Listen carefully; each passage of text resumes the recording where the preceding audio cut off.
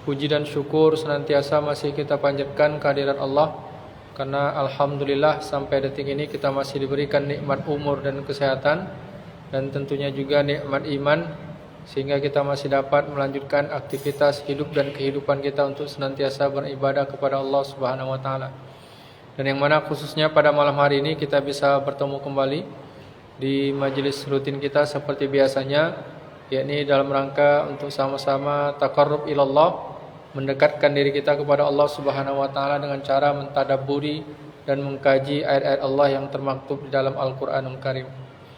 Baik Bapak Ibu hadirin jamaah yang dimuliakan dan dirahmati Allah Subhanahu wa taala, sebagaimana agenda kita pada pertemuan minggu yang lalu, kita telah sampai pada bab jamaah, sampai dengan subbab atau poin keberadaan ya Bapak Ibu. Baik, namun sebelumnya pada pertemuan minggu yang lalu ada yang enggak hadir di antara kita? Ibu-ibu hadir semua? Oh, berarti cuma Pak Syarul. Oke, baik, mungkin untuk sementara kita akan murojaah dulu sekilas ya, kita review kembali terkait bab jamaah kita. Jadi judul atau materi yang akan kita sampaikan kembali yakni mengenai bab jamaah, yang mana terkait jamaah ini kemarin sudah diungkap juga oleh Rasulullah SAW ya, di mana beliau menyatakan sataftariku ummati thalatha wa sab'ina firqah kulluha finnar illa wahida wahiyal jamaah. Kata Nabi, umatku itu akan terpecah belah menjadi 73 golongan atau 73 pecahan, kulluha finnar, dan semua pecahan-pecahan itu akan berada di dalam neraka illa wahida, kecuali hanya satu golongan yang selamat.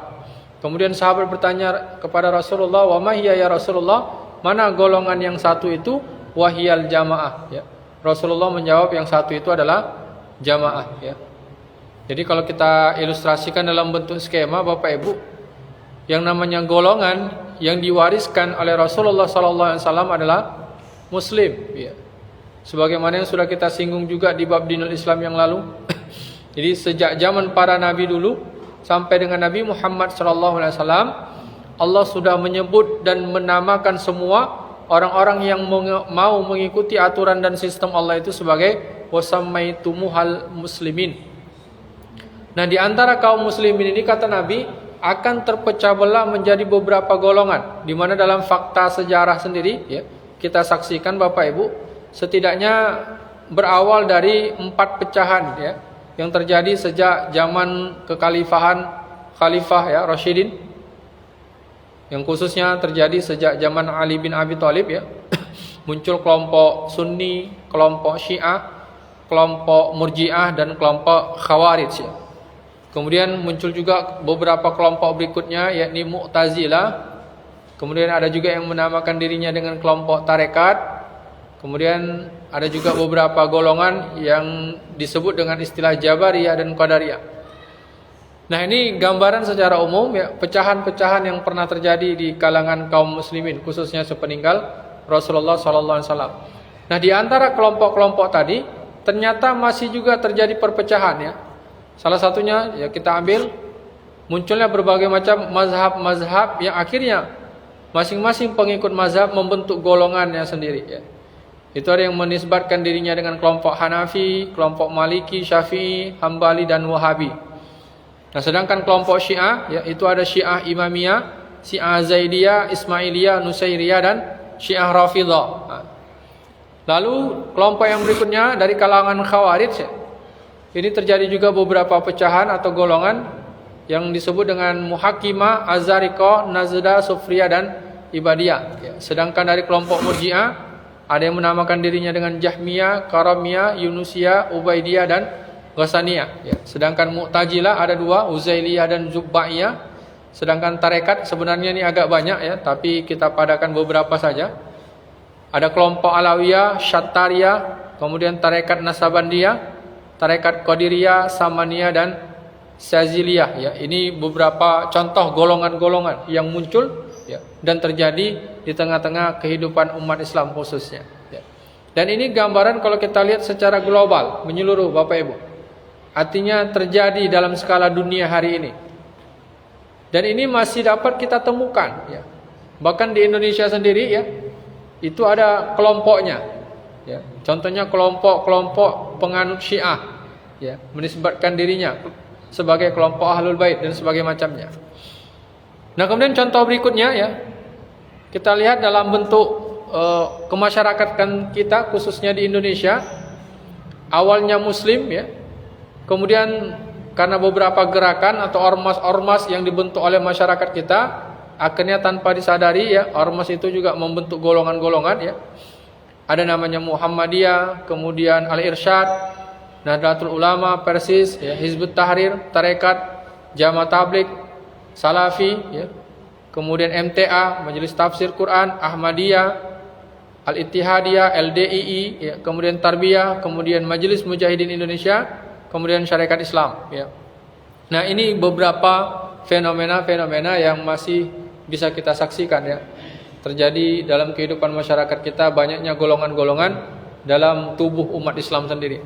Nah, ternyata fenomena ini sudah diisyaratkan oleh Allah Subhanahu wa taala dalam salah satu ayatnya, ya. Yang mana diungkap dalam Quran surah Al-Mu'minun, surah ke-23 ayat 52 sampai 53. Di mana Allah Subhanahu wa taala berfirman, "Wa inna hadhihi ummatukum ummatan wahidah."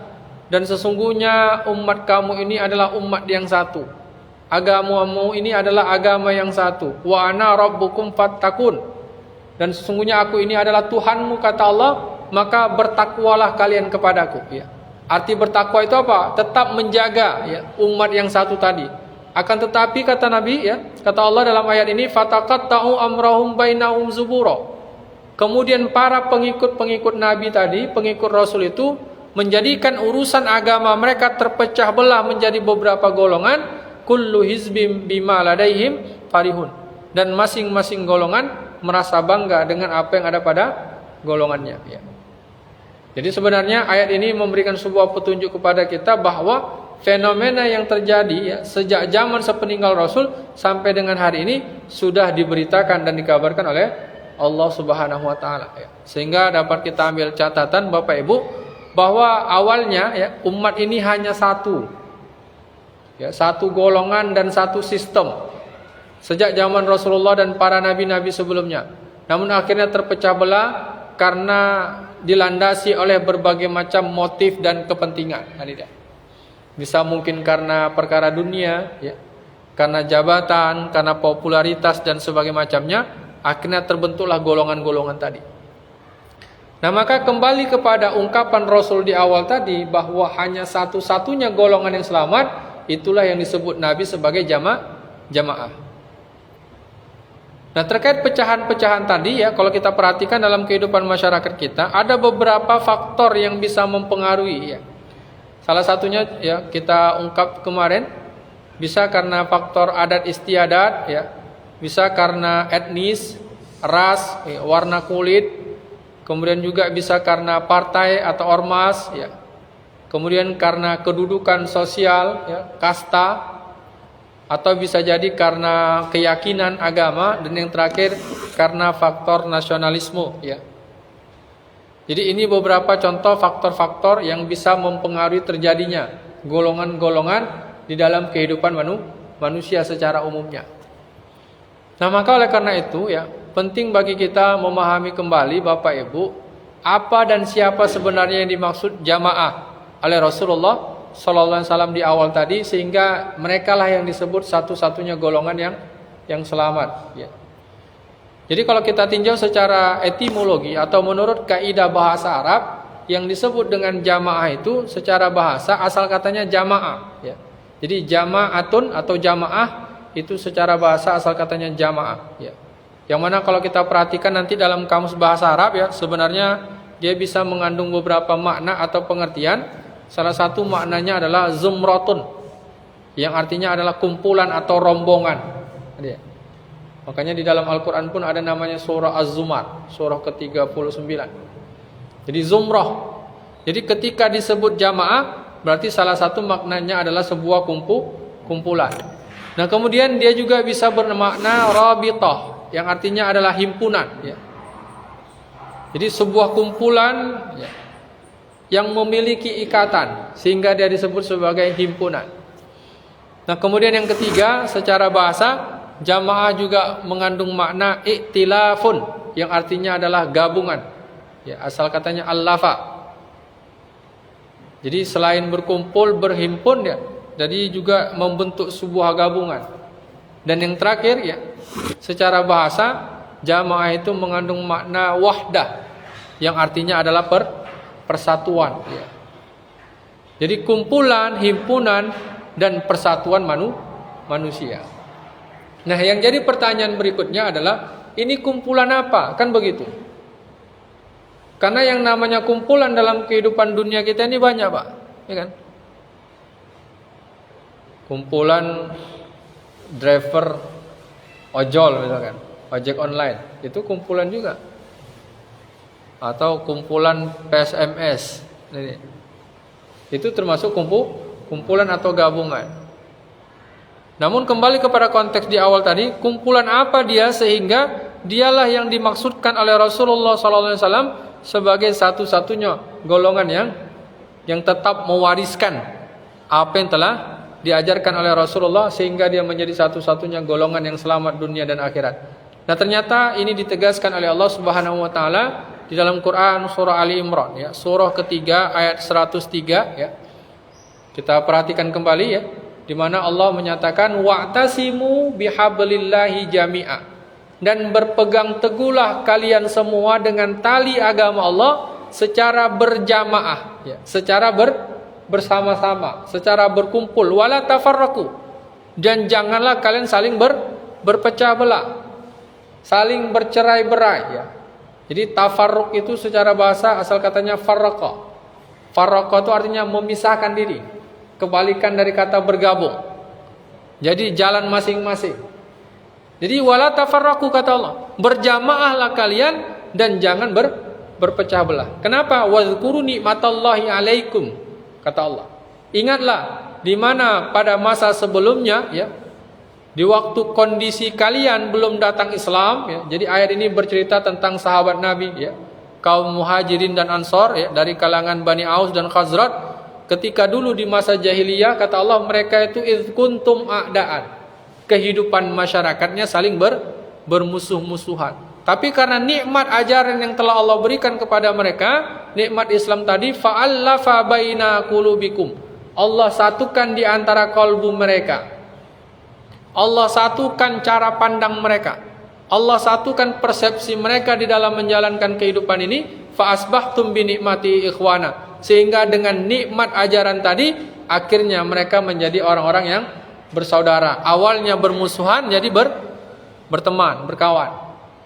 Wa kuntum ala syafa hufratin minan nar, sedangkan pada saat kondisi mereka saling bermusuh-musuhan, kata Allah mereka itu berada di tepi jurang neraka. Fa anqadzakum minha, kemudian Allah selamatkan mereka dari kondisi di tepi jurang tadi. Kadzalika yubayyinullahu lakum ayatihi, demikianlah Allah uraikan, Allah jelaskan ayat-ayatnya la'allakum tahtadun, supaya kehidupan manusia itu bisa terbimbing, bisa mendapatkan petunjuk.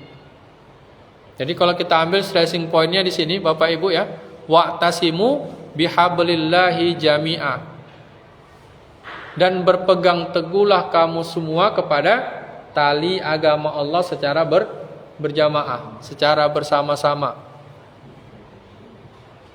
Sehingga dapat kita ambil kesimpulan sederhananya bahwa yang dimaksud jamaah itu adalah kumpulan, himpunan, gabungan serta persatuan yang berpegang teguh kepada tali Allah. Ini dia. Jadi bukan sekedar kumpulannya aja Pak ya, yang mau kita lihat. Jadi yang menjadi dasar dan motif kumpulan itu adalah komitmen dan berpegang teguhnya kepada aturan atau hukum-hukum Allah tadi. Ini dia. Jadi kalau kita simpulkan ya, nah ini ilustrasi sederhananya tadi Bapak Ibu ya, bahwa Allah mengibaratkan tadi ketika kehidupan manusia itu saling bermusuh-musuhan, maka kondisi mereka berada di tepi jurang neraka. Artinya itu menggambarkan kondisi yang nyaris berada di ambang kehancuran ya. Jadi dapat kita ambil kesimpulan bahwa pengertian jamaah itu adalah kumpulan insan yang berpegang teguh atau bersatu dan diikat oleh tali Allah. Baik, sampai di sini kira-kira bisa dipahami kembali Bapak Ibu. Kita review saja ya, kita mengulas kembali ya, dalam rangka menyegarkan pemahaman kita ya, terkait materi yang sudah kita ungkap di pertemuan sebelumnya.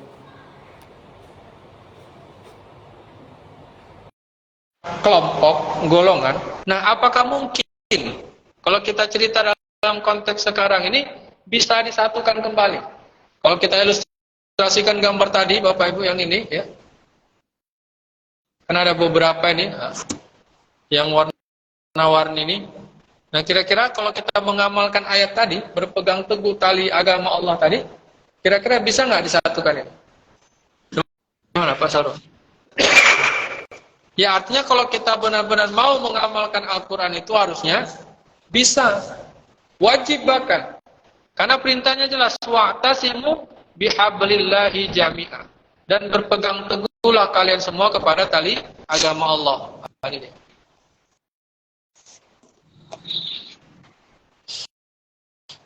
Nah, ternyata memang kalau kita lihat dalam realitanya ya Bapak Ibu, bahwa sebenarnya memang umat ini bisa bersatu.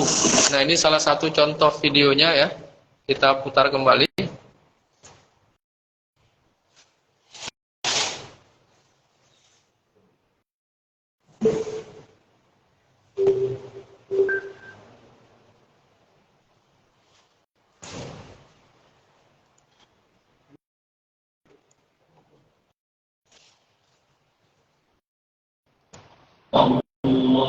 Allahumma salli ala sayyidina Muhammadin nabiyil ummi wa ala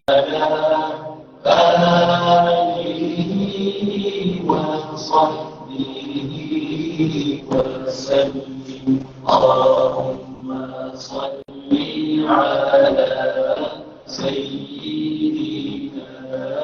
Muhammadin nabiyil ummi wa ala alihi wa sahbihi wa sallim.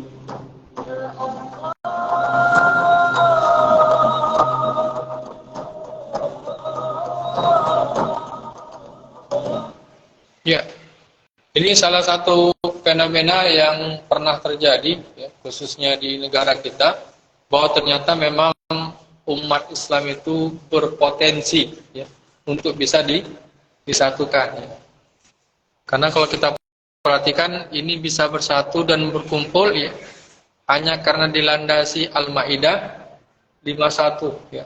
Nah, bagaimana lagi jika seluruh ayat-ayat itu dipahami ya, secara bersama oleh umat Islam, maka tentunya akan menghasilkan kekuatan yang jauh lebih besar ya Bapak Ibu.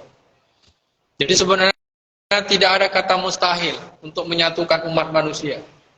Karena ketika Allah menurunkan Al-Quran ya, wa'tasimu bihablillahi jami'ah, berpegang teguhlah kalian semua kepada tali agama Allah, berarti itu memberikan indikasi ya, dan petunjuk kepada kita bahwa manusia ini memang bisa dan harus bersatu, harus berjamaah, mau tidak mau, suka tidak suka. Jadi secara nggak langsung ya, ayat itu juga memberikan sebuah petunjuk dan nasihat kepada kita Bapak Ibu, bahwa dalam menjalankan kehidupan yang majemuk ini Bapak Ibu, masing-masing kita kan memiliki berbagai macam perbedaan latar belakang. Nah, dengan isyarat atau perintah berjamaah atau bersatu itu memberikan sebuah nasihat kepada kita, bahwa kita harus bisa menerima perbedaan yang mungkin terjadi dalam kehidupan kita, khususnya umat Islam. Jadi nggak boleh saling ngotot, karena yang membuat umat ini susah untuk bersatu ketika masing-masing merasa benar. Jadi saling ngotot, maunya pendapatnya yang diikuti. Makanya di sini kita mau melihat sama-sama Bapak Ibu. Jadi sejak zaman Nabi Adam sampai dengan Nabi Muhammad SAW itu perintahnya sama, wala tafarraqu. Jangan kalian berpecah belah. Artinya apa? Bersama-samalah menjalankan sistem Allah itu. Bentuk sebuah komunitas yang sama. Jangan munculkan perbedaan. Kalaupun ada perbedaan, fa in tanaza'tum fi syai'in farudduhu ilallah. Segera kembali kepada aturan Allah Subhanahu wa taala. Nah, baik, yang berikutnya ya, kita masuk subbab sinonim ya atau muradif. Di mana kalau kita perhatikan ternyata di dalam Al-Qur'an itu terkadang Allah menyebut kumpulan atau himpunan orang-orang yang memang mau berpegang teguh dengan tali agama Allah tadi ya, dengan beberapa sebutan. Salah satunya Allah ungkap dalam Quran surah Yunus ayat 62 bahwa Allah menyebut jamaah itu dengan istilah auliyaullah atau wali-wali Allah. Ala inna auliya Allahi la khaufun alaihim wa lahum yahzanun. Dan sesungguhnya ketahuilah oleh kalian bahwa wali-wali Allah itu, artinya orang-orang yang berpegang teguh kepada tali agama Allah itu, la khaufun alaihim wa lahum yahzanun. Tidak ada sedikit pun kekhawatiran dalam kehidupan mereka dan mereka tidak pula bersedih hati. Jadi khauf ini berarti rasa takut akan masa depan. Sedangkan tahzan ini rasa sedih ya, terkait fenomena yang mungkin pernah terjadi di masa sebelumnya. Dan biasanya kan memang secara psikologis itu yang sering dialami oleh manusia, Pak. Kalau nggak sedih ya karena sesuatu yang kehilangan terjadi ya, kemudian dia takut menghadapi kenyataan-kenyataan di masa yang akan datang. Nah, orang-orang yang benar-benar komitmen berpegang teguh kepada tali agama Allah tadi, tidak ada sedikit pun kesedihan dan kekhawatiran di dalam diri mereka. Kenapa? Karena mereka yakin dan optimis ketika mereka benar-benar mau menjalankan aturan agama Allah ini, kehidupan mereka akan bahagia, akan selamat. Itu yang sudah kita ungkap di bab dinul Islam yang lalu ya. Bahwa aturan Allah itu yad'u ila daris salam, mengantarkan dan membawa kehidupan manusia menuju keselamatan atau kebahagiaan. Nah, kemudian yang berikutnya Allah menyebut jamaah tadi dengan istilah ibadur rahman ya. Quran surah Al-Furqan surah ke-25 ayat 63, wa ibadur rahman alladzina yamshuna 'alal ardi hauna. Dan hamba-hamba Allah yang Maha Pemurah itu yakni jamaah tadi adalah orang-orang yang mereka berjalan di muka bumi Allah ini dengan penuh rendah hati. Jadi orang-orang yang berpegang teguh kepada tali agama Allah tadi adalah orang-orang yang tidak memiliki kesombongan di dalam kolbunya. Jadi kemanapun dia berjalan, ya, baik di rumah tangganya, baik di lingkungan masyarakatnya, baik di lingkungan pekerjaannya, haunan kata Allah.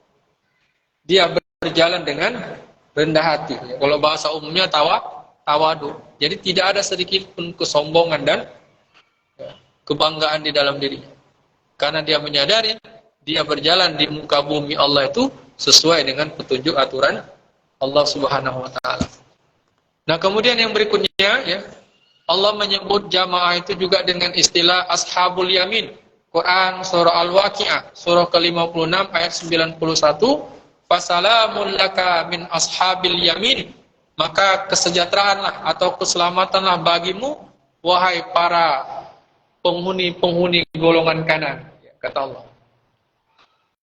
Jadi orang-orang yang mau berpegang teguh kepada tali agama Allah tadi, Allah menyebutnya dengan istilah ashabul yamin. Ya. Ashab itu artinya pemilik ya, atau golongan, penghuni. Al-yamin, kanan. Di kanan itu simbol kebaikan.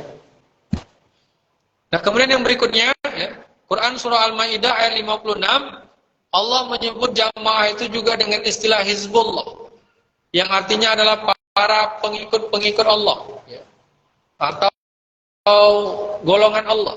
Wa may yatawallallahu wa rasulahu walladzina amanu fa inna hizbullahi humul ghalibun. Dan siapa saja yang mengambil ya, pelindung atau penolong, yakni Allah dan Rasulnya serta orang-orang yang beriman, maka sesungguhnya hizbullah, pengikut-pengikut Allah itulah mereka yang akan menang. Jadi Allah menyebut jamaah tadi atau orang-orang yang mau berpegang teguh dengan tali agama Allah tadi sebagai hizbullah. Kalau secara bahasa Hizbun ini sebenarnya artinya partai, Pak. Atau kelompok, golongan. Jadi secara nggak langsung seolah-olah Allah menyebut ada partainya Allah. Ya. Atau bahasa sederhananya, pengikut atau orang-orang yang memang menyeru kepada aturan dan hukum-hukum Allah. Ya. Jadi sinonim yang keempat disebut dengan istilah Hizbullah. Ya. Dan yang terakhir ya, Allah menyebut jamaah itu sebagai tentara Allah. Quran surah As-Saffat surah ke-37 ayat 173.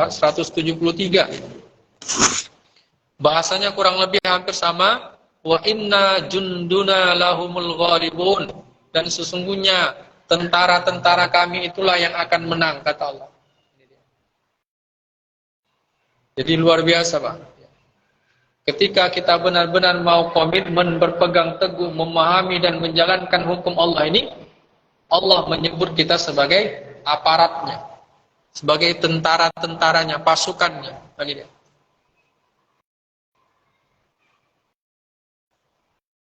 Harusnya kan bangga, Pak, ya kan? Menjadi pasukan Allah. Itu pasukan terbaik di dunia. Ya kalau kita cerita dalam konteks sekarang, biasanya pasukan apa yang paling disegani? Yaitu kalau cerita dalam konteks nasional, ya kan? Kalau dalam skala dunia, pasukan militer apa yang paling disegani? Ya dua itunya kan. Kalau nggak pasukan elit blok barat, blok timur, ya kan? Kalau nggak Rusia, Amerika, kan itu timur dan barat. Nah ternyata Quran memberikan sebuah sinyal ya, dan petunjuk kepada kita, satu-satunya pasukan yang terbaik ya, dalam kehidupan dunia ini adalah pasukan Allah. Dan itu dicontohkan, Pak, oleh Rasulullah dan para sahabat. Ya. Ketika para sahabat memperjuangkan Islam, ya, kemudian mereka membentuk sebuah angkatan militer pertama, ya, itu yang kita sering kenal dengan istilah Perang Badar. Itulah pasukan Allah yang dibentuk oleh Rasulullah SAW. Makanya Allah katakan, lahumul ghalibun, pasukan kami itulah yang akan menang. Dan memang terbukti, akhirnya Islam itu pun meraih kemenangan dan kejayaannya ya, di tangan Rasulullah SAW. Bahkan digambarkan hampir lebih kurang 2/3 dunia dikuasai oleh umat Islam ya, sejak zaman kekhalifahan. Nah jadi ini ya. Jadi artinya apa? Istilah-istilah ini tentunya memberikan sebuah petunjuk kepada kita Bapak Ibu, bahwa yang namanya jamaah itu bukan orang sembarangan. Mereka adalah orang-orang yang memang benar-benar mau menyatukan kolbunya. Maka tadi bahasanya fa'allafa baina qulubikum. Mereka mau menyamakan persepsinya. Mereka mau meluruskan cara pandangnya di dalam menjalankan kehidupan dunia ini, sehingga mereka memiliki visi misi yang sama dalam menjalankan aktivitas kehidupannya. Kalau kita hubungkan dengan bab dinul Islam yang lalu, visi misinya adalah mewujudkan kehidupan jannah. Nah, jadi termasuk kita, Pak, yang berkumpul hari ini. Jadi kita berkumpul di sini bukan hanya sekedar pengajian biasa, tidak. Jadi kita memahami ayat-ayat Allah ini, kita berkumpul duduk merenungi ya hukum-hukum Allah ini, supaya apa? Supaya kita memiliki persepsi yang sama bahwa dalam kehidupan dunia ini kita harus berusaha untuk mewujudkan kehidupan jannah, melaksanakan hidup dan kehidupan sesuai dengan aturan dan hukum-hukum Allah Subhanahu wa taala. Baik, yang berikutnya kita masuk poin yang C, eksistensi ya, atau makana. Apa keberadaan dan kedudukan jamaah tadi?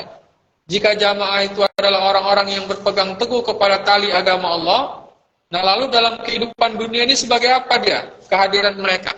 Nah itulah yang Allah ungkap, salah satu dalilnya Quran surah Ali Imran, surah ketiga ayat 110. Di mana Allah Subhanahu wa taala berfirman, kuntum khaira ummah.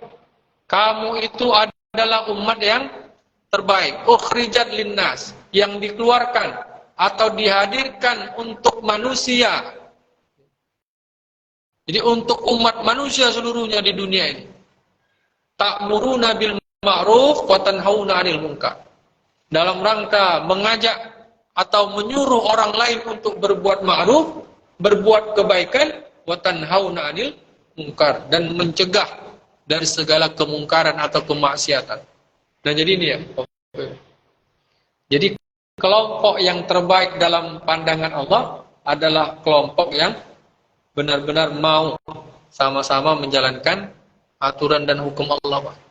Jadi ketika mereka kompak, solid, ya, bekerja sama dan bergotong royong untuk menegakkan hukum Allah tadi, Allah menyebut mereka sebagai khaira ummat, sebagai umat yang terbaik. Nah, ketika dikatakan terbaik, ya, berarti itu kan menunjukkan status, ya, menunjukkan predikat, ya, atau level yang tertinggi, Pak, dalam konteks penilaian. Kita ambil salah satu contohnya kemarin, ya, pegawai terbaik, ya. Berarti menunjukkan dia pegawai yang teladan, pegawai pilihan, ya, pegawai ideal, ya. Jadi di atas rata-rata penilaiannya. Nah, begitu juga dengan kehidupan masyarakat tadi, Pak. Ketika masyarakat tadi, ya, kaum tadi, ya, atau orang-orang yang mau berpegang teguh kepada tali agama Allah tadi, benar-benar menjalankan dan berkomitmen, ya, untuk melaksanakan segala perintah-perintah Allah dan menjauhi larangan Allah, maka Allah menyebut mereka sebagai khaira ummat, sebaik-baik masyarakat. Atau dalam bahasa lainnya bisa disebut sebagai masyarakat percontohan, Pak. Ya kan?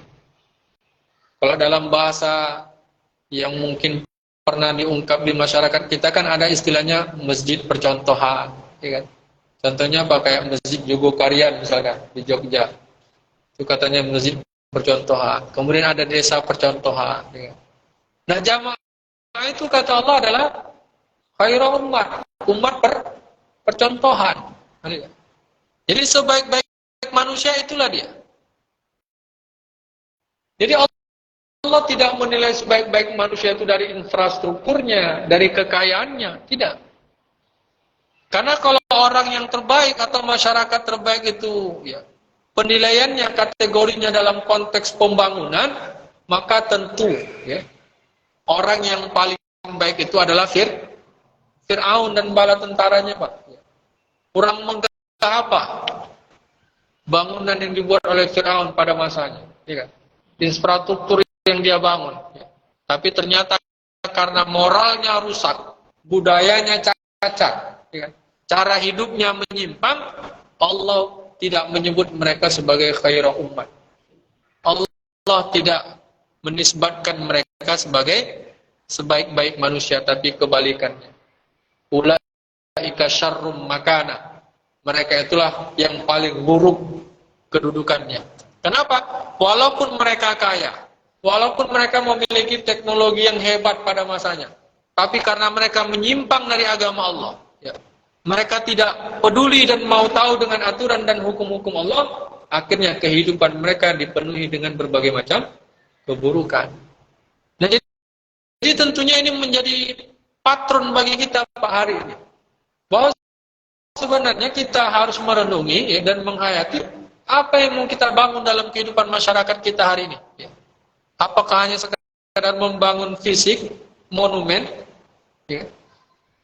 Bahkan sampai ada salah satu isyarat Nabi, masajiduhum amira wa yakhrabun minal budak. Di akhir zaman nanti orang berlomba-lomba membangun masjid. Masjidnya megah tapi kosong dari hidayah. Kenapa? Bangunan yang megah tapi SDM-nya rusak, masyarakatnya rusak. Ya, di mana-mana tawuran, di mana-mana narkoba, di mana-mana perjudian. Jadi artinya apa? Tidak tergolong kepada khairul ummat, sebaik-baik manusia. Nah, kemudian diperkuat lagi dalam Quran surah Al-Baqarah, ya, surah kedua ayat 143. Sebagai penegasan kepada kita bahwa kedudukan, peran, serta eksistensi orang-orang yang memang mau berpegang teguh kepada tali agama Allah tadi adalah sebagai ummatan wasatan, sebagai umat yang pertengahan, ya. Atau bahasa lainnya sebagai umat yang moderat. Wa kadzalika ja'alnakum ummatan wasatan litakunu syuhada'a 'alan nas.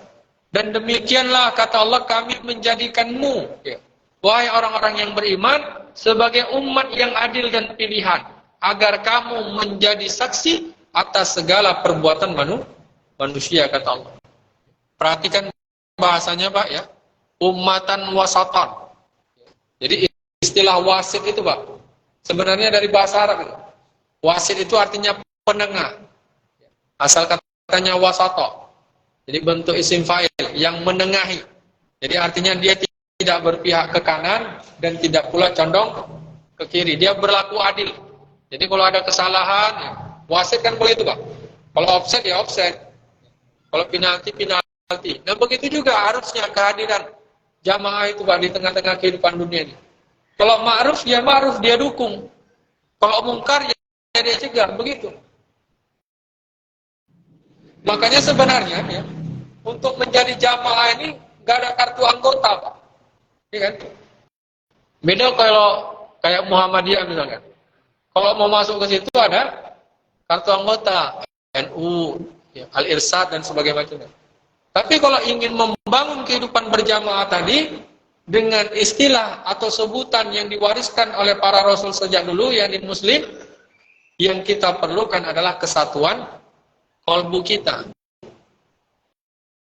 Jadi cara pandang dan persepsi yang sama di dalam menjalankan kehidupan dunia ini berdasarkan aturan dan tuntunan Allah Subhanahu wa taala.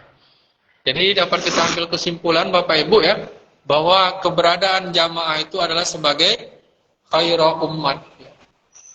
Yakni sebagai umat yang ideal, umat pilihan dan masyarakat yang proporsional.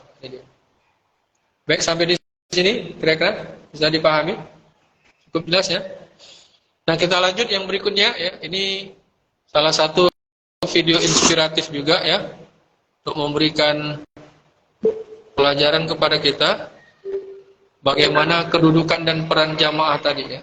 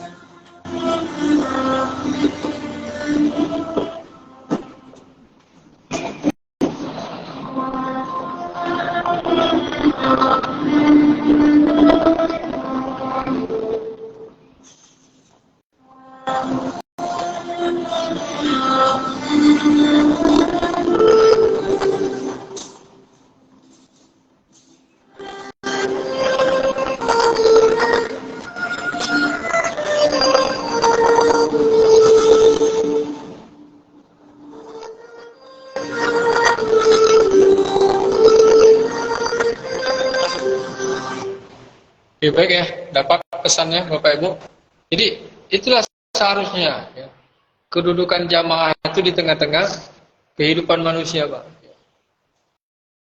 Jadi dia bukan membentuk seragam yang sama. Bukan berarti ketika kita berjamaah pakaian kita sama, Pak, gamis putih semuanya. Enggak. Yang mau kita samakan dan seragam itu adalah kolbu, cara pandang kita, Pak. Sehingga ya ketika pemahamannya sama, maka wajar Rasulullah itu mengibaratkan orang-orang beriman itu atau jamaah itu seperti satu tubuh. Kayak ilustrasi video tadi, Pak. Jadi jika salah satu merasakan sakit, maka yang lain akan ikut merasakan hal yang sama. Kan luar biasa tadi, Pak. Pelajaran yang bisa kita ambil, ibroh yang bisa kita petik. Jadi dia tidak memandang satu sosial, ya, mau tua mau muda, ya. Ketika itu adalah sesuatu yang baik, ma'ruf, ya, maka mereka sama-sama mendukung, Pak, kompak. Jadi memang nggak boleh kita Islam ini berpecah belah, apapun ceritanya. Jadi nggak ada senioritas dalam Islam ini. Bukan berarti ketika dia duluan masuk Islam, duluan ngaji, lantas dia senior, nggak ada. Beda kayak di kampus, Pak. Kalau di kampus ya ada senioritas, ya kan? Kalau dalam Islam nggak ada. Malah yang makin duluan, makin banyak bertanggung jawabannya di hadapan Allah Subhanahu wa taala. Ini dia. Sehingga Islam mengajarkan kita untuk saling menghargai, ya, saling menghormati. Yang tua menghargai yang muda menghormati yang tua. Itulah ummatan wasatan tadi. Umat pertengahan.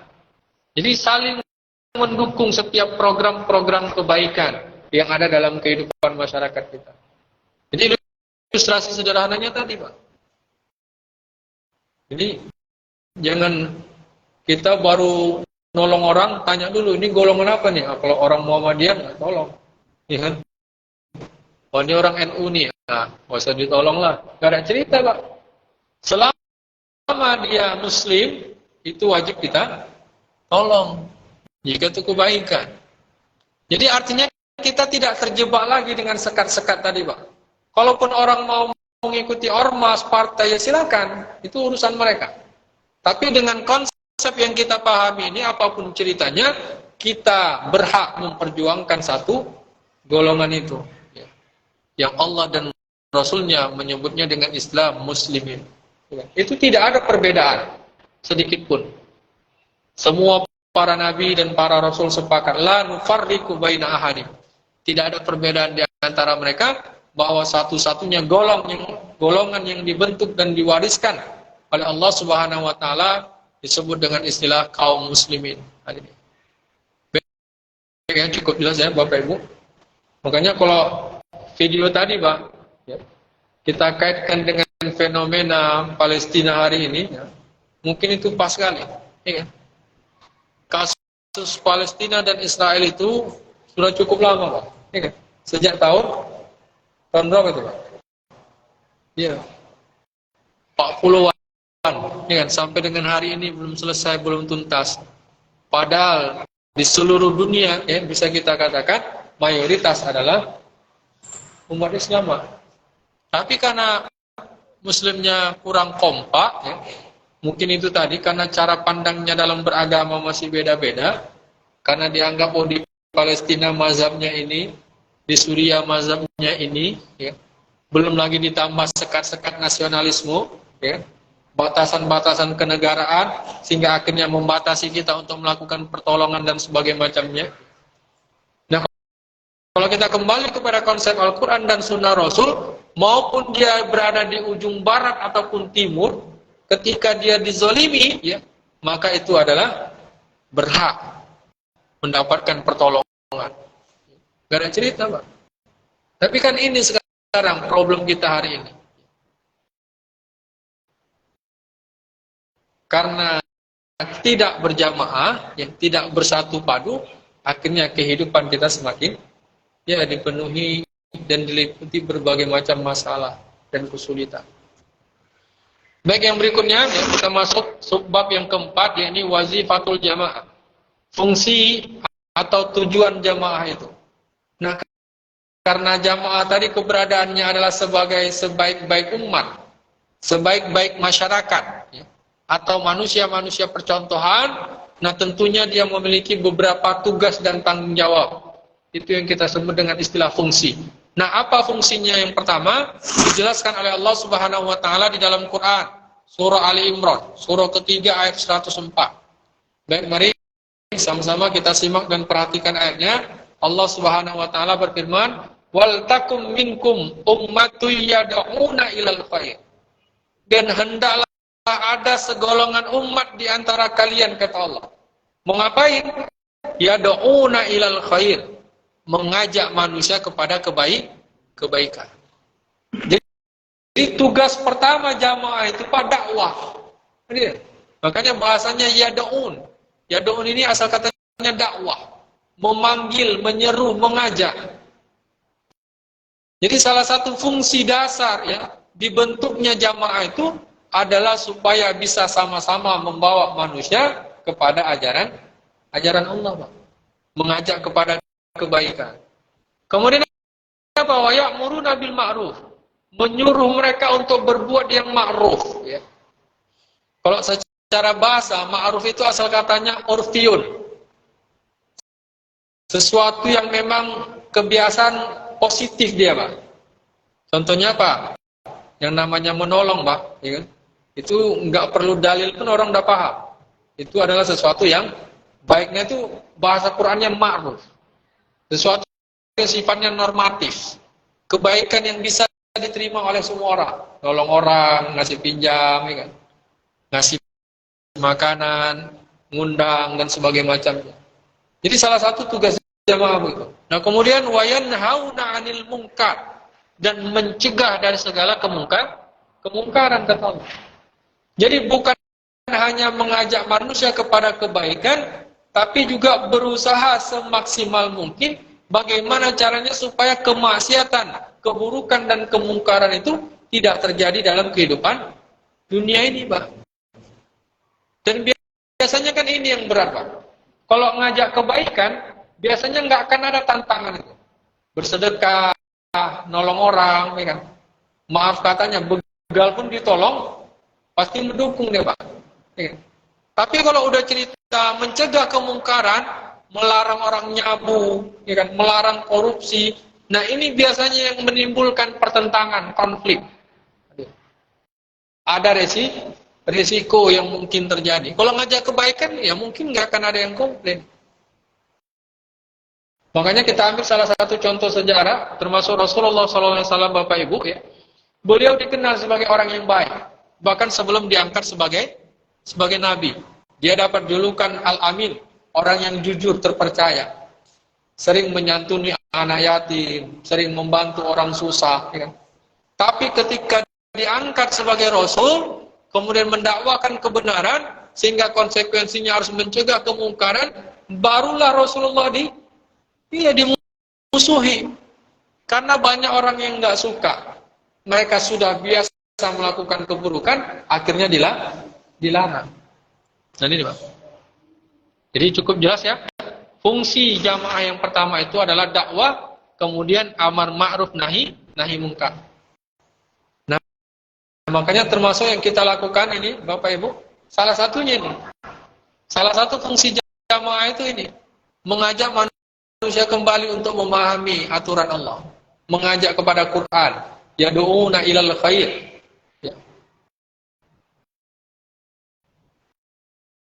Nah begitu juga, Pak, ya, kita dalam menjalankan kehidupan dunia ini, apapun profesi kita, kalau memang kita menyadari bahwa kedudukan kita adalah sebagai jamaah, ya, orang-orang yang terikat dengan aturan Allah, maka apapun profesi kita, dimanapun kita berada, setiap yang kita lakukan, baik ucapan, pikiran, dan tindakan, itu harus yad'una ilal khair. Ada nilai dakwahnya. Bisa mengajak, bahkan menjadi contoh bagi orang lain untuk melakukan kebaikan. Bahkan sampai Umar ibn al-Khattab, Pak, pernah memberikan nasihat, jadilah kalian da'i-da'i yang bisu. Para sahabat bertanya, apa maksudnya wahai Umar? Maksudnya kalian berdakwah dengan perilaku kalian. Jadi nggak perlu ngomong, tapi orang sudah mendapatkan kebaikan dari akhlaknya. Jadi sisi yang pertama yang harus kita terapkan dan amalkan dalam berjamaah ini adalah adanya dakwah, Pak. Berarti kita semua ini harus jadi da'i. Makanya untuk menjadi da'i ini bukan harus ustadz, kiai, lulusan pesantren, tidak. Artinya siapa saja yang mengaku beriman kepada Allah, amantu billahi wa rasuli, berarti dia telah memegang sebuah amanah dari Allah, mengemban di pundaknya bahwa dia harus menjadi penyeru agama Allah. Minimal dalam skala keluarga, Bapak Ibu, ya kan? Suami menjadi dai bagi istri dan anak-anaknya, istri menjadi dai bagi anak-anaknya. Bahkan Rasulullah mengibaratkan seorang istri atau ibu itu adalah madrasatul ula, sebagai madrasah pertama bagi anak-anaknya, keturunannya. Artinya pada dalam rumah tangga itu ada dakwah. Bukan berarti suaminya ceramah kayak khutbah Jumat, tidak. Artinya suaminya menjadi teladan dalam kehidupan rumah tangga itu. Ya, bisa menasihati menasehati, bisa mengayomi. Jadi ada sisi dakwahnya di situ. Nah, kemudian yang kedua, ya kita perhatikan Quran surah Al-A'raf. Surah ke-7 ayat 181.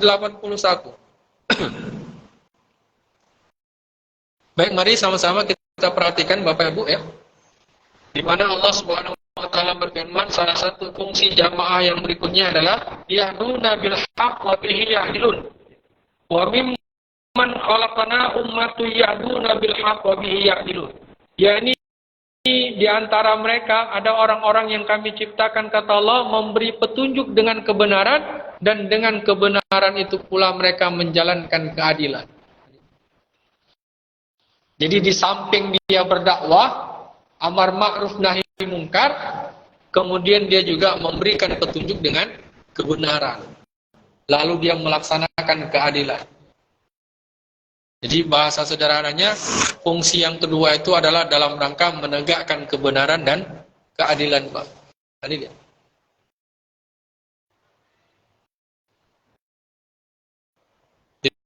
Jadi apapun ya, bentuk-bentuk kebenaran itu dia laksanakan dalam kehidupan ini. Menegakkan sholat, ya. Mencari rezeki dengan cara yang halal. Bahkan ketika ada masalah, ya, dia mampu menyikapi dan menyelesaikan masalah itu dengan adil. Bahkan dalam ayat yang lain Allah berfirman, dulu wa aqrabu littaqwa, berlaku adillah kalian karena adil itu lebih dekat kepada takwa. Jangan sampai kecenderungan kalian kepada suatu kaum membuat kalian tidak berlaku adil, Pak. Sekalipun mungkin kita terlibat dengan orang yang tidak kita suka, Pak. Atau kalau istilah politik, ada oposisi. Ya. Kalau memang yang dia buat benar, ya kita harus berlaku adil, dukung. Jangan karena oposisi, ya kan, menyimpang kita, berada sebelah, nggak boleh. Begitu juga kalau dia adalah yang menurut kita, golongan kita, kawan kita, tapi yang dia lakukan menyimpang, salah, harus adil. Makanya Rasulullah pernah mengingatkan itu. Betapa banyak ya orang-orang terdahulu, kaum-kaum sebelum kalian binasa, kata Nabi. Kenapa? Karena setiap orang-orang mulia, orang-orang terpandang di antara mereka melakukan kesalahan, mereka membiarkan hukum itu. Tapi ketika kaum du'afa, orang susah melakukan kesalahan, alaihim aqamul haq, ya, segera hukum itu ditegakkan. Nggak boleh. Lantas kata Nabi, kalau sekiranya Fatimah binti Muhammad, artinya putriku mencuri, pasti aku potong tangannya. Itulah bentuk contoh keadilan yang dibuat Nabi. Walaupun nggak ada buktinya putri Nabi itu mencuri, ya. Itu hanya nasihat dari Nabi. Kalau sekiranya anak kandungku mencuri, tetap kupotong tangannya, sekalipun dia adalah kesayanganku, ya kan? Gak ada cerita, kalau salah ya salah, begitu Pak. Gak ada kompromi dengan kebatilan. Nah makanya Allah katakan, ummatu yahduna bil haq wa bihi yahdilun. Mereka itu jamaah tadi adalah segolongan umat yang senantiasa mengajak, memberikan hidayah, petunjuk kepada kebenaran, kemudian dengan kebenaran tadi mereka menjalankan dan menerapkan nilai-nilai keadilan. Jadi dalam rumah tangga adil, di lingkungan masyarakat adil, dalam pekerjaan pun adil, Pak. Jadi kalau kita benar-benar menghayati kehidupan berjamaah ini, Bapak Ibu, nggak ada istilahnya ambil muka, ya kan? Bahkan sampai ada itu sering ya menjadi anekdot di masyarakat kita, ya kan? Gara-gara bekerja sering caper, cari perhatian, ambil muka, ya kan? Jadi seolah-olah ketinggalan mukanya di rumah. Ya. Nah ini kan fenomena yang terjadi, Pak. Bahkan di kalangan kaum muslimin, ya kan? Sehingga muncul kasus korupsi, muncul penipuan, ya. Muncul saling sikut kanan, sikut kiri, ya. Kenapa? Karena nggak adil. Nah kemudian yang terakhir, yang ketiga, Bapak Ibu, kita perhatikan Quran surah At-Taubah, surah ke-9 ayat 112. Bahwa Allah Subhanahu wa taala mengisyaratkan kepada kita orang-orang yang berpegang teguh kepada tali agama Allah tadi, ya, atau berjamaah tadi, fungsi dan tujuan mereka dihadirkan adalah dalam rangka wal hafizuna li hududillah. Ayatnya agak panjang itu ya Bapak Ibu. Digambarkan mereka itu orang-orang yang bertaubat, orang-orang yang menegakkan sholat, orang-orang yang sujud, orang-orang yang ruku, orang-orang yang amar ma'ruf nahi munkar, kemudian penghujungnya wal hafizuna li hududillah. Mereka itulah orang-orang yang senantiasa menjaga atau memelihara hak-hak Allah, hukum-hukum Allah Subhanahu wa taala. Jadi dapat kita ambil kesimpulan yang ketiga ya. Fungsi jamaah itu adalah dalam rangka memelihara atau melestarikan hukum-hukum Allah. Di sholat dia jaga, ya kan? Aurat dia jaga, rezeki yang halal dia jaga. Jadi tidak ada upayanya sedikit pun untuk memasukkan harta yang haram ya, ke mulut keluarganya, baik itu istri ataupun anak-anaknya. Kenapa? Karena dia menyadari salah satu fungsi dan tanggung jawab jamaah itu adalah wal hafizuna li hududillah, menjaga hukum-hukum Allah. Jadi kalau kita perhatikan ayat ini Bapak Ibu, maka sebenarnya yang disebut hafiz Quran itu bukan sekedar hafal ayat saja, makanya bahasanya hafiz. Hafiz itu artinya memelihara, Pak. Jadi kalau ada contoh kasus misalkan dia hafal Quran tapi perilakunya nyeleneh misalnya menyimpang, nah itu bukan disebut hafiz Quran. Jadi hafiz Quran itu orang-orang yang senantiasa menjaga hukum-hukum Allah itu dalam pikirannya, ucapannya, bahkan tindakan atau perilakunya. Sebagai anak misalkan, kapan dia dikatakan hafiz Quran?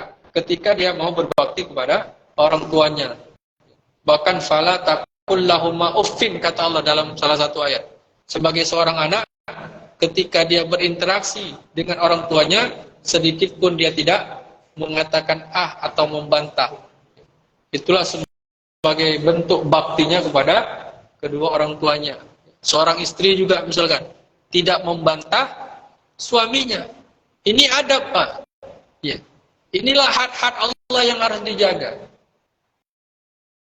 Kalau kita ingin menjadi jamaah tadi, orang-orang yang berpegang teguh kepada tali agama Allah. Jadi dapat kita ambil kesimpulan Bapak Ibu ya, fungsi jamaah itu adalah untuk melaksanakan dan menjaga atau memelihara hukum-hukum Allah Subhanahu wa taala, baik itu perintah maupun larangan. Baik, sampai di sini kira-kira bisa dipahami Bapak Ibu? Kalau ada hal-hal yang mungkin kurang jelas atau ingin dipertanyakan, kita persilakan.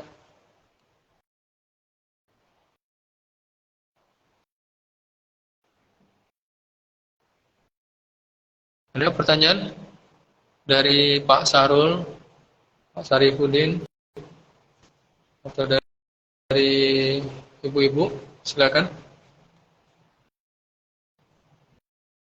Jadi setidaknya ada 3 ya fungsi jamaah itu.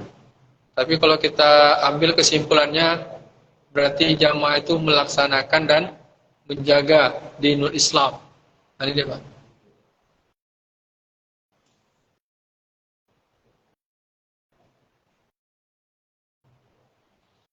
Baik, kita lanjut yang berikutnya kalau tidak ada pertanyaan ya. Nah, ini ada salah satu video inspiratif juga untuk menggambarkan tentang fungsi jamaah tadi ya.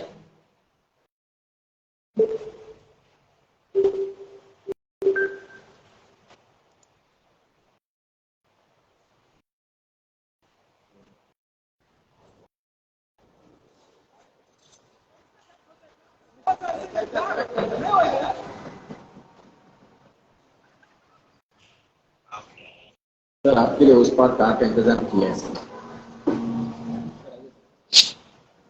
चल चल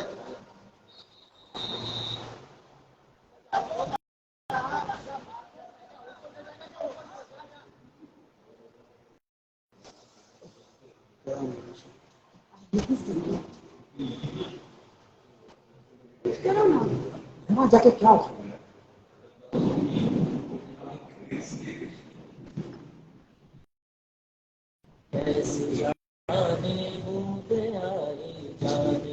सा दर्द लाए सामने क्या है ये तेरे नूर का बता दे।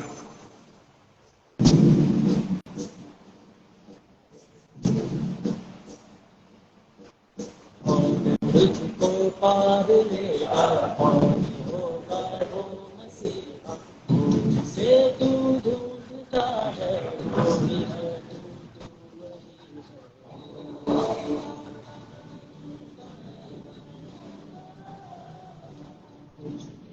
तेरा रास्ता है तेरा है सहारा तू ही तुझको पार लेगा तू ही है तेरा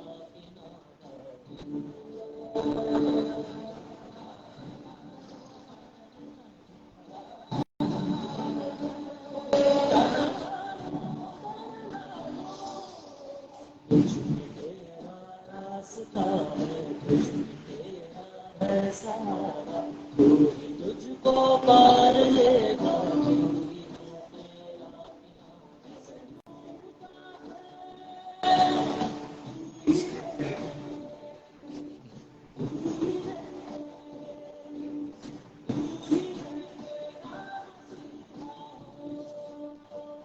Baik. Apa kira-kira pelajaran yang bisa kita ambil, Bapak Ibu? Ada yang mau ngasih tanggapan? Mungkin bisa sharing. Pak Kuswadi.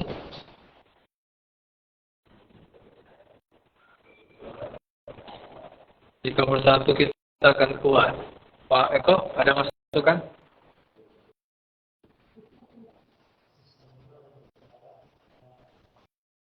Sistem akan berjalan kalau kita berjamaah. Pak Ahmad? Apa kira-kira pelajaran yang bisa kita ambil?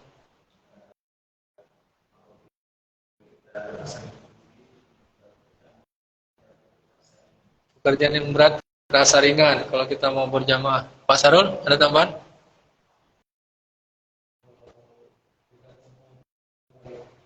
Memberikan contoh yang baik. Oke, baik ya, Bapak Ibu. Jadi ini sekilas gambaran, Pak, kalau kita berjamaah ini. Dan memang ya persis seperti fenomena ini, Pak. Terkadang memang harus ada pelopor dia. Ya, itulah Rasulullah Sallallahu Alaihi Wasallam. Ya kan? Siapa yang nyangka masalah Arab pada masa itu bisa diselesaikan selama lebih kurang 23 tahun, Pak. Di situ perjudian, perjinahan, khamar, mabuk, pembunuhan, berbagai macam masalah kemaksiatan, keburukan. Ya kayak kasus sekarang, Pak. Ya kan? Kalau kita cerita mengatasi problem di Tembung ini, Pak, atau bahkan Indonesia, kan seolah-olah ini mustahil, Pak. Nggak mungkin. Sama kayak pohon yang besar tadi, tumbang di jalan. Siapa yang bisa itu? Ya kan? Tapi memang mau nggak mau ada yang penggeraknya. Walaupun awalnya nggak mungkin. Ya. Tapi ketika masyarakat ini mau kompak, mau solid bersatu, seberat apapun pasti akan ada jalan penyelesaiannya, ada solusinya. Walaupun memang terkadang ya, ada orang yang nggak acuh, Pak, ya kan? Walaupun orang sibuk nih kerjasama, dia masih tidur tadi, ya kan? Itulah bentuk manusia yang nggak peduli. Ya artinya itu tidak mempengaruhi, Pak. Itu urusan dia. Yang penting ketika kita sudah paham bahwa berjamaah ini adalah wajib, ya, bekerja sama menjalankan hukum Allah ini adalah perintah, mau tidak mau, suka tidak suka, kita harus ikut mendukung, melaksanakan. Nah, masalah hasil, ya, itu nggak usah kita pikirkan. Yang penting prosesnya, Bang. Ya, kita lihatlah kasus tadi kan begitu, Bang. Akhirnya masalah tadi bisa terselesaikan. Cobalah kalau orang-orang tadi masing-masing sibuk dengan dirinya, ya kan? Apalagi Perdana Menteri tadi. Cuma sekedar lewat aja dia. Nggak ada inisiatifnya, ya kan? Dan memang terkadang inisiatif itu muncul dari orang-orang yang lemah, nggak dipandang, Bang. Ya, anak kecilnya tadi kan. Bisa apalah anak itu, ya kan? Tapi dia bisa memberikan contoh, memang dia nggak bisa menyelesaikan, ya kan? Nah, begitu juga Pak. Makanya kenapa tadi Nabi mengibaratkan orang-orang beriman itu seperti satu tubuh, ya kan?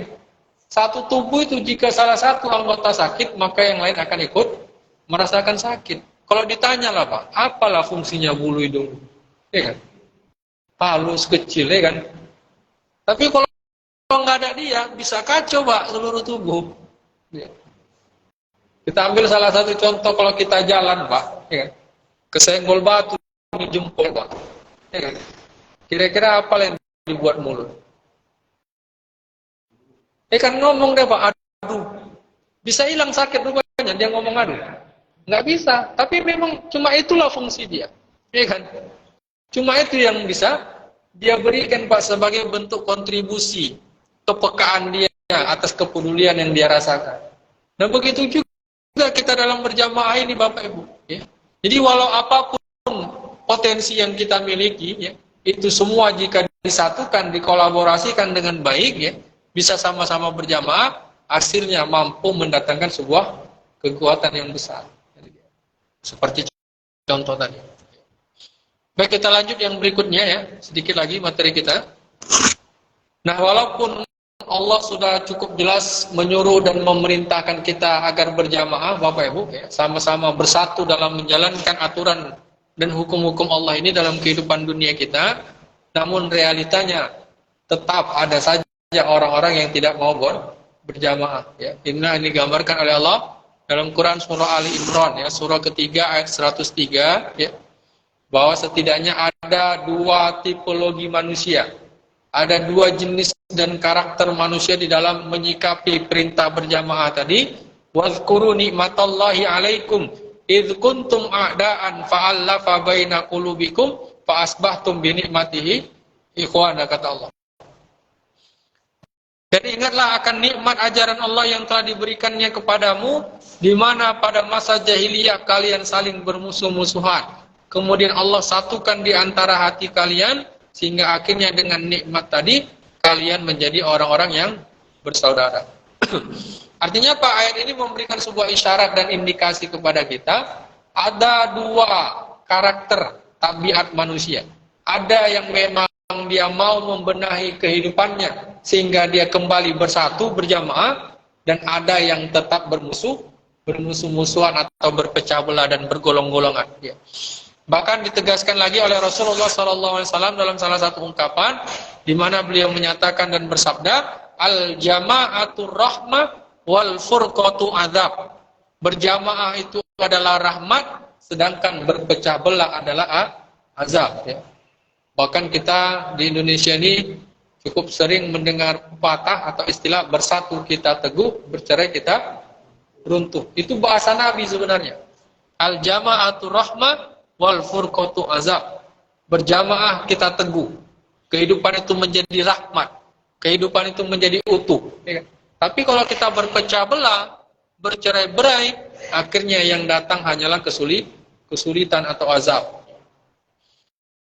Jadi dari kedua dalil ini Bapak Ibu ya, dapat kita ambil sebuah skema perbandingan ya. Kalau ini nas manusia, ya, kata Allah tadi, ada orang-orang yang mau berjamaah. Wa'tasimu bihablillahi jami'ah. Mau berjamaah, mau bersatu ya. Memiliki visi misi yang sama dalam menjalankan kehidupan dunia ini. Tapi sebaliknya ada juga manusia yang tidak mau berjamaah atau bergolong-golongan. Wakan syi'an, bersyiah-syiah, bergolong-golongan, bersekte-sekte, bermazhab-mazhab, memiliki berbagai macam aliran-aliran dan kelompok. Ya. Itu yang Allah nyatakan dalam Quran surah Ar-Rum, ya, ayat ke-32. Minal ladina farraqu dinahum wa kanu syi'an. Ya, ini orang yang memecah belah urusan agama mereka, dan mereka menjadi bergolong-golongan, kata Allah. Tapi sebaliknya tadi, ya, kalau mereka mau berjamaah, itu disebabkan karena apa, kata Allah, allafa qulubuhum. Jadi mereka mau menyatukan kolbunya. Jadi pemahamannya sama. Jadi mereka menghindari berbagai macam perbedaan dan konflik dalam menjalankan kehidupan dunia ini. Jadi kalaupun ada perbedaan, ya, mereka segera mengambil titik temunya. Begitu Bapak Ibu. Jadi tidak semakin memperuncing perbedaan. Kita ambil salah satu contoh cara sholat Pak. Ya kan? Itu kan biasanya yang beda. Beda kaifiatnya. Nah kalau berjamaah itu nggak jadi persoalan. Ya. Jangan gara-gara beda cara sholat, akhirnya beda masjidnya. Nggak boleh. Karena cara sholat itu hanya persoalan kaifiat, furu'iyah. Bukan persoalan mendasar. Yang mana masing-masing punya dalil, punya data untuk mempertanggungjawabkan ibadahnya tadi. Dan ternyata ya, Allah juga sudah menurunkan petunjuk kepada kita. Kalaupun ada perbedaan dari cara sholat, kaifiat sholat, namun sholat yang benar dalam pandangan Allah dan Rasulnya adalah inna sholata tanha anil fahsya'i wal munkar. Sesungguhnya sholat yang benar itu adalah mencegah diri dari perbuatan keji dan munkar. Jadi sepakatnya di situ Pak. Kalau masalah kunut nggak kunut ya, masalah tasyahud diam dan goyang-goyang itu nggak perlu diperdebatkan. Ya silakan saja tafadhol. Tapi kalau dia sholat ya, hilang sendal kawan itu baru perlu diselesaikan. Ya Pak. Walaupun ada istilah di masyarakat kita, ambil yang baik, buang yang buruk. Tapi itu jangan diterapkan di masjid Pak. Nah, jadi ini ya Bapak Ibu. Jadi hal-hal yang tidak perlu kita perdebatkan, nah itu dihindarilah. Ya. Masalah zakat, masalah puasa. Ya.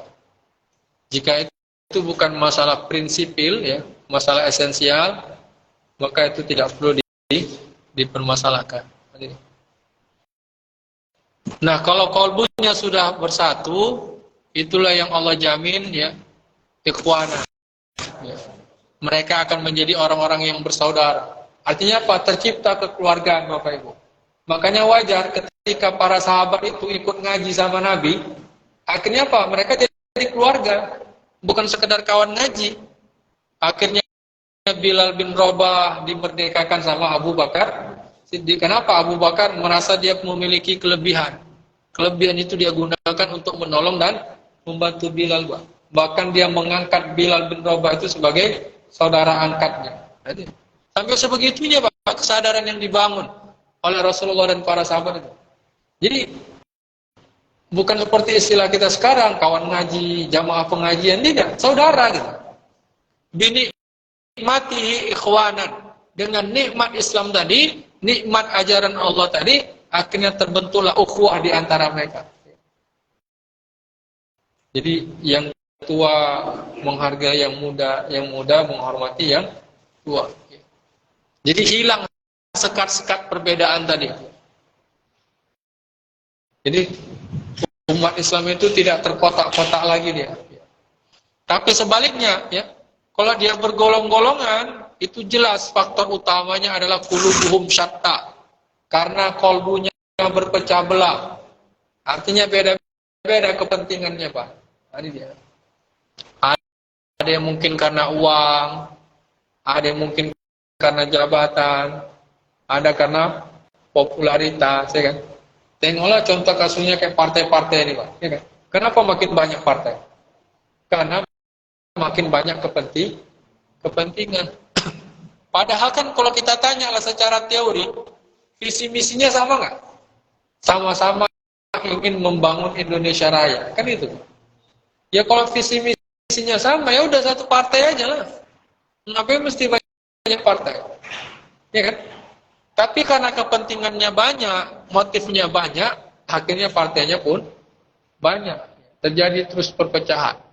Jadi Allah menyatakan, tahsabuhum jami'a wa qulubuhum syatta. Wahai Muhammad, orang-orang yang memerangi kamu itu, jadi ayat ini kita perhatikan Bapak Ibu dalam Quran surah Al-Hasyr ayat 14 ya. Surah ke-59 ayat ke-14 ini menggambarkan tentang kaum musyrikin ya. Kemudian kaum kafir ya. Baik dari Romawi, Persia, kaum Yahudi, Majusi, mereka saling bersatu memerangi Nabi. Tapi apa kata Allah? Tahsabuhum jami'a, wahai Muhammad, kamu menyangka mereka bersatu, wa qulubuhum syatta. Padahal sebenarnya mereka berpecah belah. Jadi nampaknya saja mereka berkoalisi, kata Allah. Yahudi, Nasrani, Majusi, kaum Romawi dan Persia sama-sama ikut memerangi Nabi, tapi sebenarnya masing-masing punya kepentingan yang berbeda-beda. Itulah dalam sejarah digambarkan dengan istilah perang Al-Ahzab, perang sekutu. Ya. Artinya seluruh bangsa Arab bersatu pada masa itu, Bapak Ibu, untuk memerangi kaum muslimin. Ya, itu terjadi setelah perang Uhud. Tapi akhirnya peperangan itu kembali diselesaikan oleh Rasulullah SAW dengan baik. Nah, kalau kolbunya sudah berpecah belah, ya, kepentingannya sudah berbeda-beda, visi misinya sudah tidak lagi sama, itulah yang akan muncul dengan istilah a'da'an. Ya, ini permusuhan atau konflik. Jadi nggak tercipta lagi namanya ukhuwah dan persaudaraan, Bapak Ibu. Ya, bahkan nggak usah jauh-jauh kita cerita masyarakat luas, Bapak Ibu. Dalam rumah tangga saja, maaf katanya, kalau suami dan istri ya sudah berpecah belah, kira-kira rukun atau gimana? Iya kan? Itu saja. Gak usah cerita skala luas kita. Contoh kecil saja dalam rumah tangga. Kalau suami istri sudah nggak sepakat dalam menjalankan hak dan kewajibannya, pasti yang terjadi adalah a'daan. Musuh-musuhan. Makanya sampai ada istilah KDRT. Ya kan? Kekerasan dalam rumah tangga, menunjukkan nggak satu kolbunya, nggak alafah. Padahal waktu ijab kabul romantis nggak, Pak? Ya kan, romantis sekali. Saya terima nikahnya, ya kan. Tapi ketika diuji dengan kekayaan, diuji dengan anak, ya kan, diuji dengan berbagai macam persoalan dunia, lupa dengan ijab kabul itu. Makanya banyak kasus perceraian, terjadi perselingkuhan, ya, kekerasan dalam rumah tangga. Karena tidak memahami konsep ini, Bapak Ibu. Karena apapun ceritanya, yang namanya persaudaraan itu hanya bisa dibangun dengan persepsi yang sama. Jadi wajar, Pak, Rasulullah dengan Abu Lahab, walaupun secara silsilah dia memiliki garis keturunan yang sama, tapi karena cara pandangnya beda, visi misinya nggak sama, Allah katakan mereka nggak bersaudara, tapi malah sebagai musuh. Jadi sebenarnya persaudaraan itu bukan diikat oleh garis keturunan, ya, tapi diikat oleh garis kesadaran tadi, kesadaran di dalam menjalankan Al-Quran dan Sunnah Rasul Sallallahu Alaihi Wasallam. Nah, inilah yang Allah ungkap tadi ya, dalilnya cukup jelas. Jadi ada dua poin perbandingan yang dapat kita lihat, Bapak Ibu ya. Jadi ada orang-orang yang mau berjamaah karena disebabkan mereka mau menyatukan kolbunya, menyamakan visi misinya, sehingga akhirnya kehidupan mereka saling bersaudara.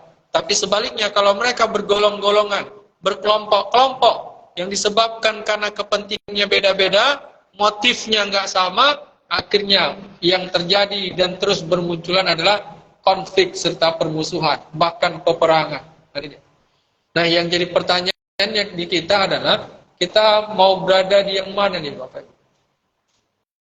Ya. Kita mau pilih yang mana, Pak? Kanan atau kiri? Ya. Sepakat nih, kita mau bersaudara. Jangan saudaranya di sini aja. Ya.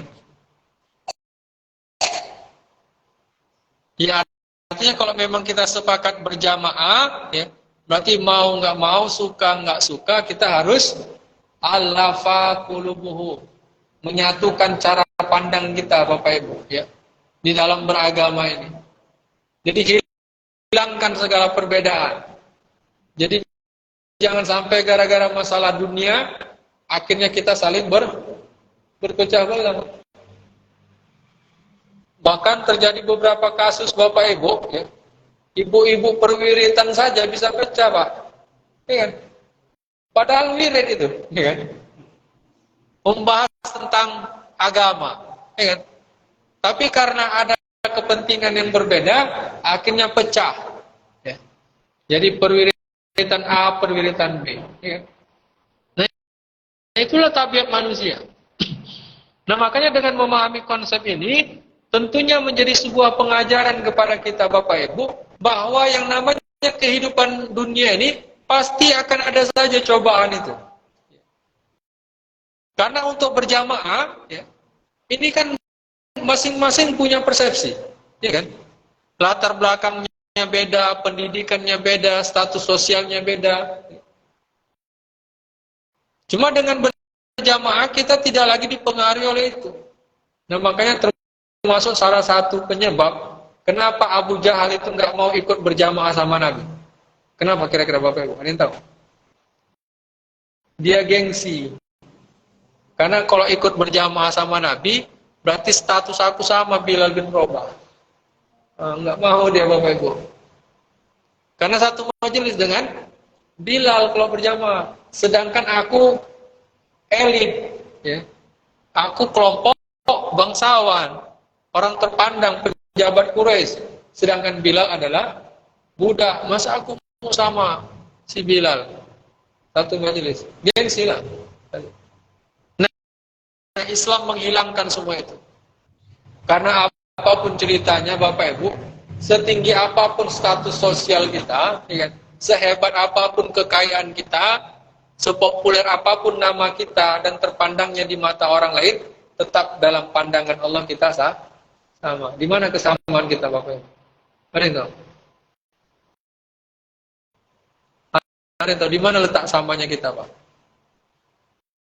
Ya, letak samanya kita sebagaimana firman Allah. Khuliqal insan, diciptakan manusia itu mimma'in mahin, dari setetes air yang hina. Sama nggak Pak? Ada yang dari air mineral? Nggak ada. Atau ada yang dari berlian mutiara? Nggak ada. Semuanya sama dari air yang menjijikkan kata Allah, air yang hina. Bahkan maaf katanya ketika mati pun sama Pak. Jadi apa Pak? Mati. Jadi bangkit, ya kan? Nggak ada cerita. Jijik orang Pak, ya kan? Asal usulnya menjijikkan, matinya pun menjijikkan. Jadi apa yang mau disombongkan? Jadi Quran itu memberikan sebuah petunjuk kepada kita, sehebat apapun kita dalam kehidupan dunia ini, tidak ada yang patut dan pantas kita sombongkan Pak, ya kan? Berawal dari sesuatu yang menjijikkan, ya, bahkan maaf katanya ketika kita hidup, ya, juga berada dalam keadaan hina, kemudian kembali nanti kepada Allah, ya, itu juga berada dalam keadaan yang hina. Nah cuma kan ini terkadang yang membuat manusia lupa Pak. Kata Allah di dalam Al-Quran itu banyak manusia yang lupa, akhirnya dia berlaku sombong kepada Allah dan kepada manusia karena dia merasa memiliki kelebihan. Ar-ra'ahu stagna. Dia menyangka dirinya memiliki kelebihan. Kelebihan apa? Harta, jabatan, ilmu. Ya kan? Akhirnya dia tidak siap untuk menjalankan kehidupannya sesuai dengan aturan Allah Subhanahu wa taala. Ya. Baik, jadi kalau kita sepakat Bapak Ibu, ya, berada di barisan yang kanan, ya, ashabul yamin, ya, kelompok yang kanan, maka dapat kita ambil kesimpulan dari bab jamaah kita pada malam hari ini, Quran surah Ali Imran, ya, surah ketiga ayat 105. Baik, mari sama-sama kita simak dan perhatikan ayatnya. Di mana Allah Subhanahu wa taala berfirman, "Wala takunu kalladzina tafarraqu waqtalafu." Dan janganlah kamu seperti, ya, atau termasuk golongan orang-orang yang saling berpecah belah dan berselisih mimba di maja'ahumul bayinat, padahal telah datang kepada mereka penjelasan dan keterangan-keterangan yang nyata, wa ulaika lahum adzabun azim, dan sesungguhnya bagi mereka itulah azab yang pedih. Berarti apa ini kesimpulannya Bapak Ibu? Tadi sudah jelas perbandingannya yang kanan dan kiri. Nah kata Allah dalam ayat ini, jangan kamu berpecah belah dan berselisih, padahal telah jelas datang keterangan-keterangan yang nyata dari Allah. Nah, kalaupun kamu tetap berpecah dan berselisih, ulaika lahum adzabun azim, ya. berarti kamu telah menghalalkan datangnya azab Allah Subhanahu wa taala. Jadi apa nih kira-kira kesimpulannya Bapak Ibu? Pak Syarifudin, ada tanggapan? Belum. Pak Eko, apa kira-kira kesimpulan yang bisa kita ambil?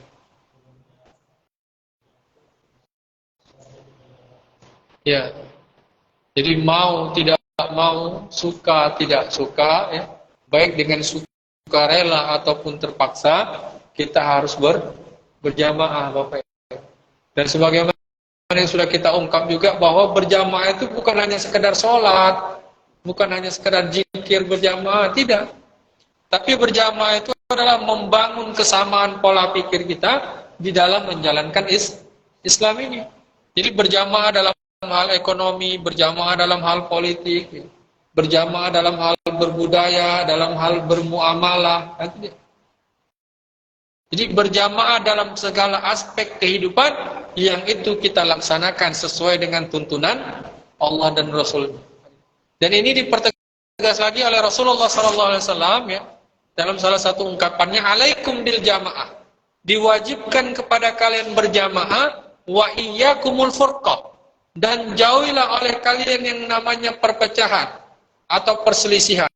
Fa inna syaitan ma'al wahid, karena sesungguhnya setan itu bersama orang-orang yang sendirian, kata Nabi. Man arada buhatal jannah falyuljamu jamaah, dan siapa saja yang ingin merasakan indahnya, nikmatnya dan manisnya kehidupan surga, maka hendaklah mereka istiqomah di dalam berjamaah. Jadi Rasulullah sendiri menegaskan kepada kita bahwa kalau kita ingin mendapatkan, merasakan indahnya kehidupan baik di dunia maupun di akhirat, kita harus berjamaah, Bapak Ibu. Baik, jadi ini ya yang dapat kita sampaikan pada pertemuan kali ini. Jadi kita telah tuntaskan, ya, materi kita, yakni bab jamaah. Jadi kesimpulannya itu tadi Bapak Ibu. Jadi kita wajib dan harus berjamaah. Jadi enggak ada cerita lagi bergolong-golongan. Jadi kalaupun ada golongan-golongan di masyarakat itu, ya mungkin kita sebatas muamalah. Ya. Jadi tidak lagi membentuk yang namanya fanatisme golongan. Atau kalau kata Nabi asobiyah. Karena ini biasanya musim-musim politik Pak terjadi. Ya kan? Masing-masing menyuarakan golongannya. Bahkan bisa sampai saling menjatuhkan, saling sikut menyikut. Baik, sampai di sini Bapak Ibu, kira-kira bisa dipahami? Nah, yang jadi pertanyaannya, siap kita berjamaah?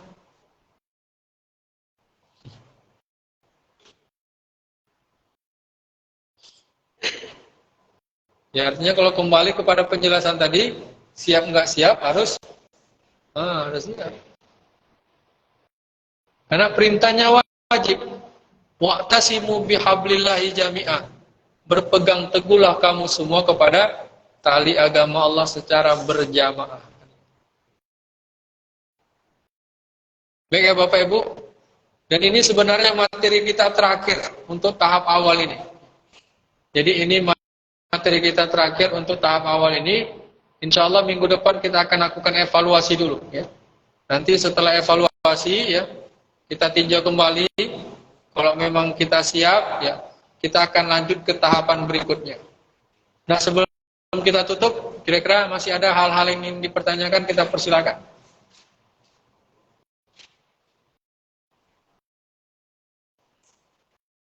Jadi lebih kurang sudah ada 7 bab ya Bapak Ibu. Sejak kita pertemuan awal ya, mulai dari muqaddimah, bab Al-Quran, bab Sunnah Rasul, insan, qalbu, dinul Islam, dan jamaah. Jadi harapannya ini 7 materi dasar yang perlu sama-sama kita pahami dengan baik. Dan insya Allah ke depan materi ini tidak lagi hanya sekedar kita pahami, tapi bagaimana kita berusaha untuk mengamalkannya. Baik, mungkin kalau tidak ada pertanyaan, kita tutup. Ya, silakan. Ya.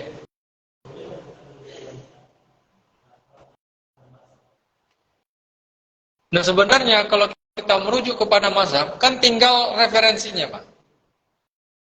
Bahkan kalau kita perhatikan kronologisnya Bapak Ibu, contoh dua mazhab terkenal, mazhab Imam Malik dan mazhab Imam Syafi'i. Nah ternyata kalau kita telusurinya, kita telusuri, Imam Malik ini adalah gurunya Imam Syafi'i. Luar biasa Pak. Ya harusnya kalau kita cerita konteks sekarang lah, kalau namanya murid, harusnya ngikut mana nih? Ngikut guru ya kan? Tapi Imam Syafi'i enggak. Imam Syafi'i punya mazhab sendiri. Tapi memang beliau dulunya belajar dari gurunya Imam Malik. Jadi mazhab itu kan pendapat sebenarnya. Pendapat-pendapat yang diutarakan oleh ahli ilmu. Yang mana tentunya pendapat itu tidak bisa dipisahkan dari ketentuan Allah dan Rasulnya. Jadi kalaupun ada yang menyatakan mazhab Syafi'i misalkan, atau mazhab Imam Malik, lihat dasarnya. Betul nggak? Berdasarkan keterangan Allah dan Rasulnya itu Pak. Yang jadi persoalannya hari ini kan banyak orang yang mengklaim sebagai pengikut Syafi'i, sementara kitabnya Imam Syafi'i pun nggak tahu. Iya kan Pak? Kayak contohnya lah di Indonesia. Klaimnya rata-rata apa? Mazhab Syafi'i. Nah yang jadi pertanyaannya apa kitab mazhab Syafi'i? Yang ibu lah. Yang ngaku mazhab Imam Syafi'i. Apa salah satu contoh kitabnya Imam Syafi'i? Nah, berarti belum bisa mengaku mazhab Syafi'i ya kan? Ya salah satu kitab paling populer itu kitab Itu kitabnya cukup tebal. Nah nanti bagi yang ingin mengetahui bagaimana mazhab Imam Syafi'i, nah, cobalah dibaca. Atau Imam Malik, kitab Al-Muwatta.